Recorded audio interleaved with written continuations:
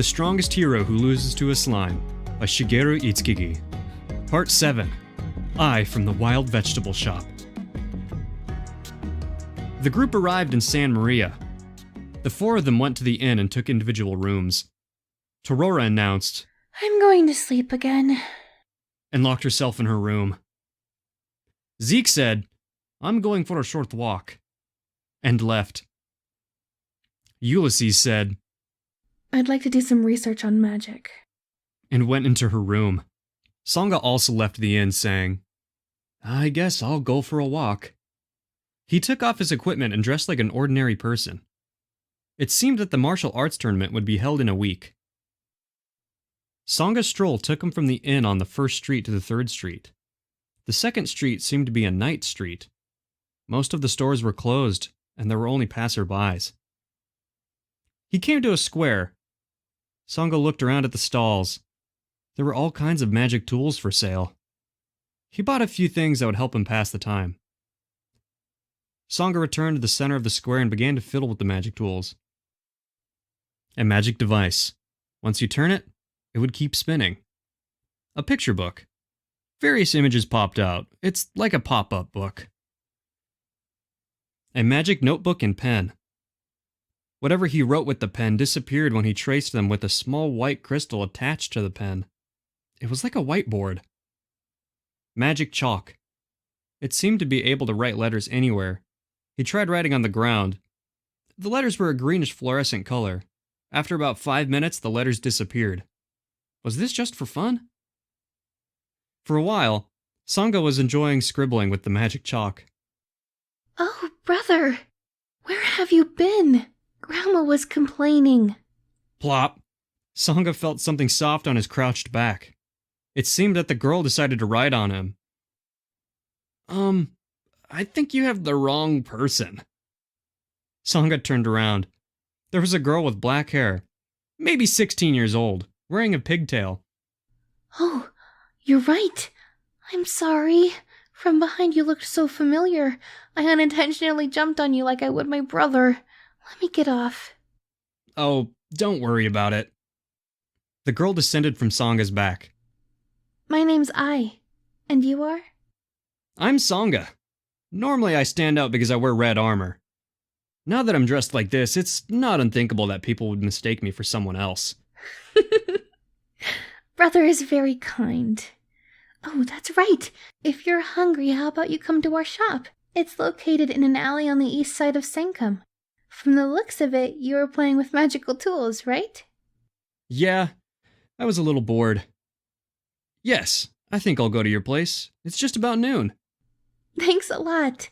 I'll guide you. This way. After saying that, I started to lead the way and stopped to wait for Sangha to put away his magic tools.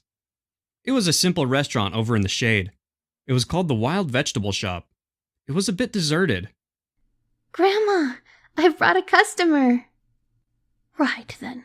Come on in. You can sit anywhere you like." There were only 2 people in the restaurant besides Sangha. There were plenty of seats available. Maybe this restaurant isn't doing very well. I wonder if it's because of the location. Here you go. I handed Sangha the menu. Thanks. What's here? There really isn't much on the menu. A restaurant specializing in wild vegetables. Okay, Grandma, I'm going back to shopping. Yes, thank you for the help. Where's Ai's brother, I wonder? About 10 minutes later, the food Sangha had ordered arrived. It looked healthy and delicious. Yeah, the taste is pretty good. The restaurant seemed to be run by the grandmother alone. After the other customers had left, Sangha asked, "Grandma, where's Ai's brother now?" "Oh, that guy. I'm not sure. He was gone before I knew it. I'm sure he'll be back soon, though." I see. I hope he comes back soon. As we were talking about him, a black cat with blue eyes came up to his feet. He petted it. "Who is this girl?" "Oh, that's Wiz. The little one I picked up. He can actually breathe a little fire. Whoa, that's amazing!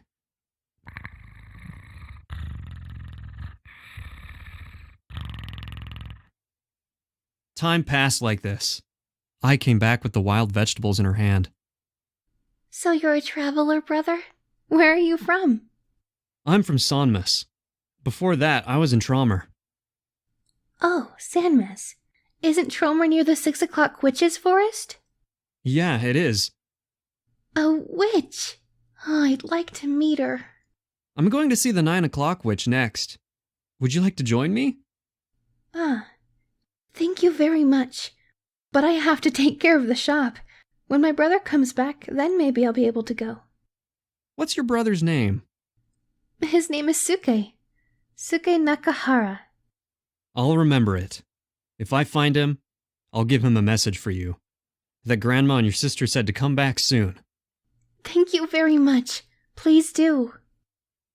Sangha left the restaurant. I'll come again. Okay, see you again. I said goodbye and smiled. Sangha walked back to the 3rd Street Square. He asked around with the stall workers. Excuse me, do you know a man named Suke Nakahara? Oh, Suke? Yeah, I saw him go up to 2nd Street. Thank you very much. I didn't expect my effort to amount to anything so quickly. I'm on my way home anyway. I'll look for him on 2nd Street. Sangha came to 2nd Street. There was an empty store there. I'll go in and ask around. As he was about to enter, a man with long brown hair came out. Oh, maybe... Excuse me, are you Suke Nakahara? Huh? Yeah, what is it? What are you doing here? Your grandmother and sister were looking for you. Ah, thanks.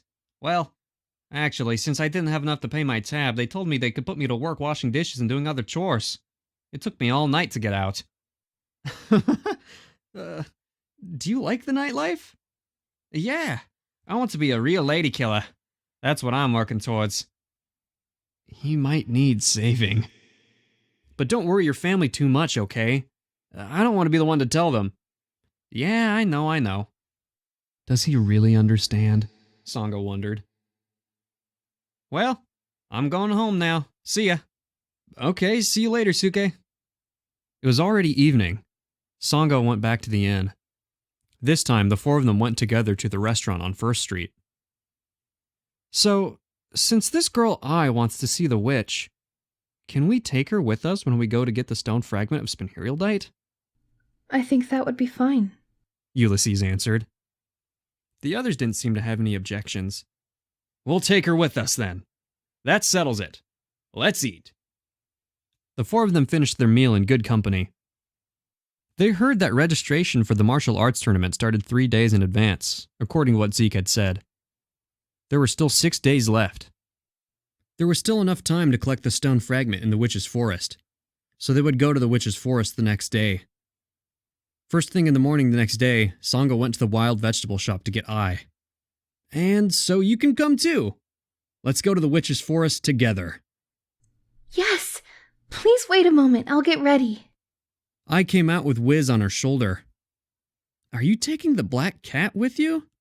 Yes, he's my bodyguard. There are strong bodyguards in my group. Well, why not? It's just a cat.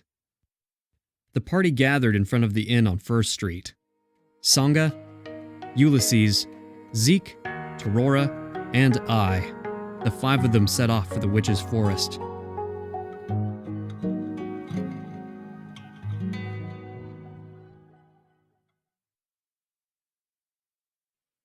We hope you enjoyed listening. Don't forget to subscribe and support us on Patreon, where you can find early releases and bonus material. You can find links below. Your help enables us to bring these stories to life for everyone.